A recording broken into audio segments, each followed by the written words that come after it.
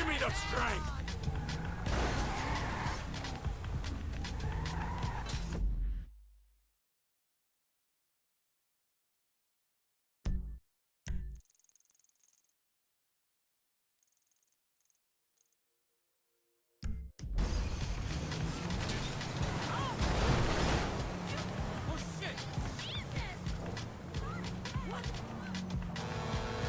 Tickets for the most shameless tour in Vinewood. Get them right here.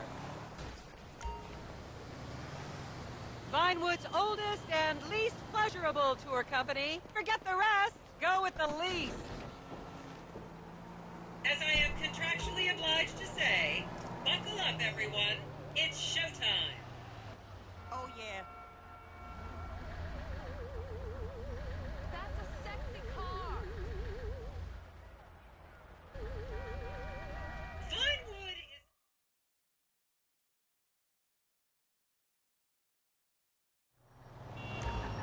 Okay, smartphones at the ready, celeb spotters. We are now approaching the legendary nightclub, the Dungeon Crawler. Opened in 1996, the club is famously owned by actor Bruce Spade, who has a custom-built, elevated VIP table so that he looks the same height as everyone else. It remains one of Vinewood's hottest night spots for the rich and famous to do drugs and date-rape impressionable fans. Play your cards right, and that could be you! The Dungeon Crawler was in the news again recently when comedian Morgan Chester allegedly ran over a doorman in his SUV for not laughing at one of his jokes. Fucked up. Wow! Someone did something there!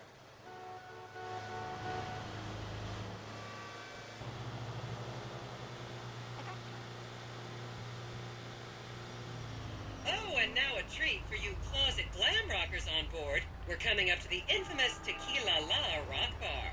Back in the day, this was a restaurant run by the mob until it got shut down over the Adam's apple in the soup controversy of 1982. It reopened as the Tequila La Bar in 1983 and soon became a mecca for hair metal bands and fans from across the country. It's rumored that the Love Fist song Dangerous Bastards was written about a night they partied here on Mescaline with some transgender twins.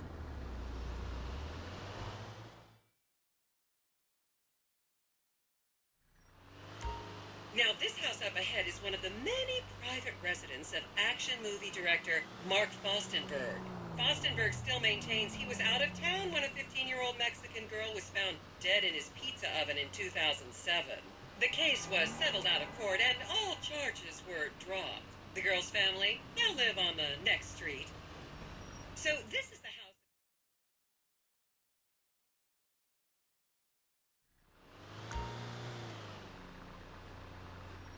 This is the home of celebrity wild child Martha Turn. Daughter of 70s comedy star Joni Term, Martha spent her teens partying on booze, her early 20s partying on coke, and her mid-20s staring at her shoes on heroin. Her tell-all autobiography about the difficulties of growing up really rich in Vinewood only sold 30 copies last year.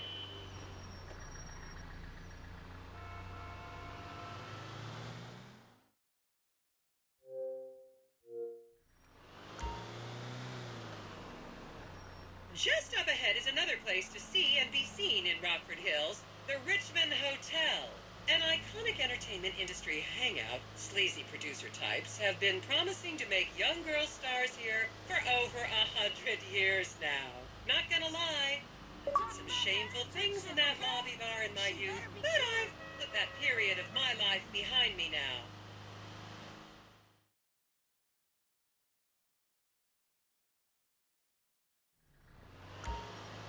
Here you can see the landmark Weasel Theater, which was opened here in Morningwood in 1930. Some of the biggest movies in history have premiered at this theater, including Blue Blood, Shoulder of Orion, and The Many Wives of Alfredo Smith. You might remember the controversial premiere of the gladiator comedy Lions and Donkeys in 1984, when star Chip Hampton walked up the red carpet with two slaves in chains.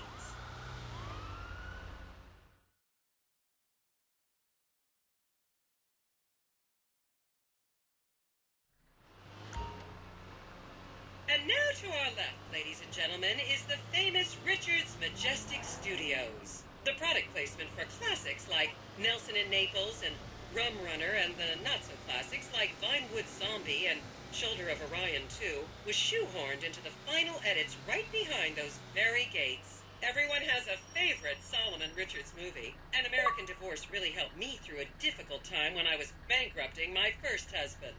Oh, come on, don't people in the Midwest watch movies? You must have seen Defender of the Faith. No? Wow, tough crowd.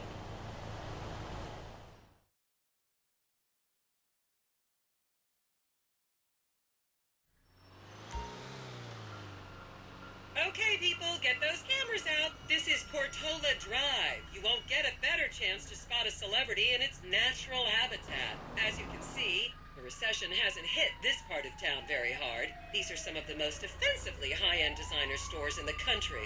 And now, some fun trivia for you. There have been a number of movies shot on Portola Drive, mostly awful ones about rich idiots, including the blockbuster 2005 romantic comedy, Shoe Whore. It's credited with sending women's rights back 50 years. The store we're passing now is where British star Charlotte Crown was caught on film in the changing room, eating and purging the same burrito over and over again, just like a dog.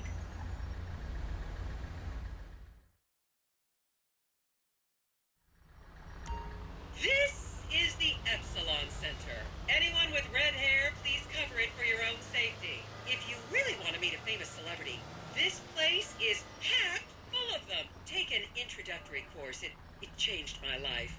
Kiflom! Your car is the shit. So hot.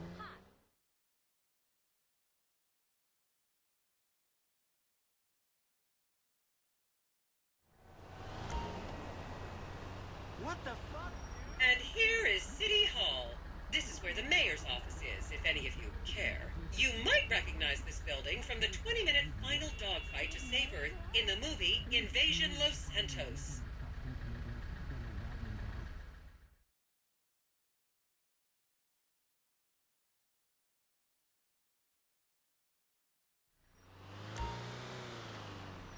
And here we have the beautiful Oriental Theater.